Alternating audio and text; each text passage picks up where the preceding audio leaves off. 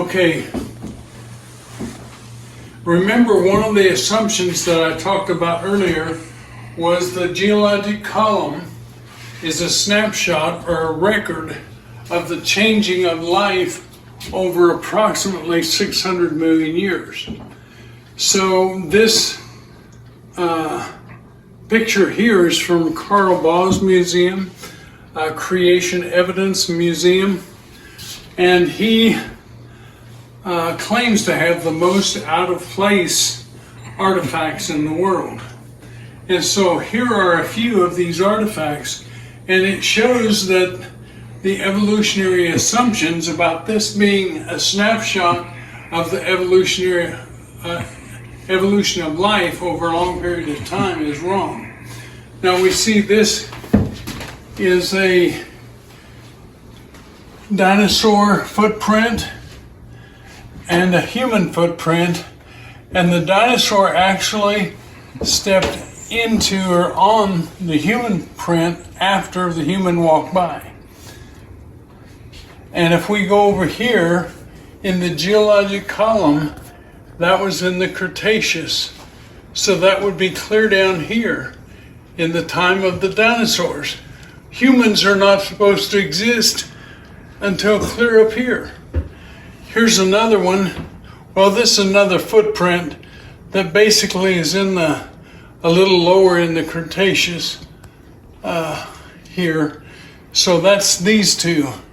Then we look here, we have two different examples here. Here's a woman's finger that's been fossilized, and it came from the Cretaceous also, a little lower. And this is an iron hammer that was found in the Cretaceous also. So unless some dinosaur made an iron hammer, or some dinosaur had a finger exactly like a human, then these are totally out of place. And because humans should not exist again until clear at the top here.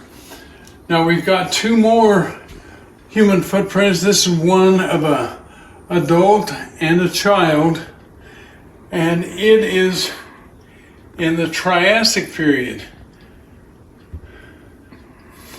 Here's another one, which is an iron pot that was found in Oklahoma in coal, which according to Carl Baugh's chart over there is in the Cretaceous or Carboniferous period here.